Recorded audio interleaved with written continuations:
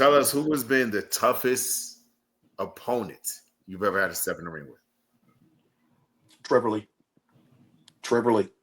Trevor Lee. Trevor Lee beat the shit out of me. Um, and I was just really starting to feel myself in terms of wrestling. I'm like, oh, I got this. And I had to meet somebody who was like, no, no, you don't. And he proved it. Proved it. Here's the thing: it wasn't like it.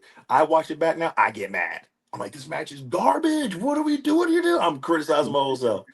Um, but I can easily remember how I felt afterwards, and it was, I'm going to see you again, and when I do, I'm going to be 300 times better than I once was. Than I am right now. And I got to see him maybe like a few months ago. And I was surprised he still remembered. He goes, yeah, I still remember you. It's like, hey, by the way, I need to thank you. So you beat the shit out of me that night, and I needed that to get my ass in gear. Mhm. And one day, I was like, one day, hopefully one day soon, I'm going to repay that favor. And he was like, I hope so. Mhm. I had that moment. I don't know if you remember Scrapyard Dog. I do. I do. You I know, do. Scrap. I just started with Gouge in Raleigh with Hmm. Gronk, and I did something stupid the show before, and so Gronk told Scrap, get his ass. Beat his ass. Beat his ass. And we got in the ring, and before we went to the ring, Scrap was like, "I'll see you out there." I said, "All right, cool, no problem, not a problem." And we got there, and he went to town.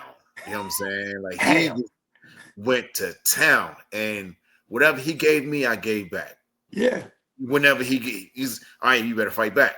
All right, boom, boom, boom. But man, and we got to the back, and he looked at me, and I walked up to him. I said, "Thank you for the match. I really appreciate it." He looked at me. He said, "You have my utmost respect." He That's said, all it "Hey, is, any really. other man would have been out here crying. They'd have left. They'd have grabbed their shit." He said, "You walked up, you shook my hand." He said, "When I see you again, get yours back." Yeah. And like maybe 4 years later, we got in the ring again. He said, "Remember the first time It's we time. met?" It's time. I said, "Yeah." He said, "Your turn." He said, All "You right. better give it to me." All right. All right. I gave Yeah. it to him. You know what I'm saying? We Yeah. got to the back. He said, "This is why I knew when I beat your ass that time that you was the reason. You Yeah. So I'll was see him again. yeah, I'll see him again. yeah." And so I feel that. I feel that Oh yeah. 100%. I feel that 100%.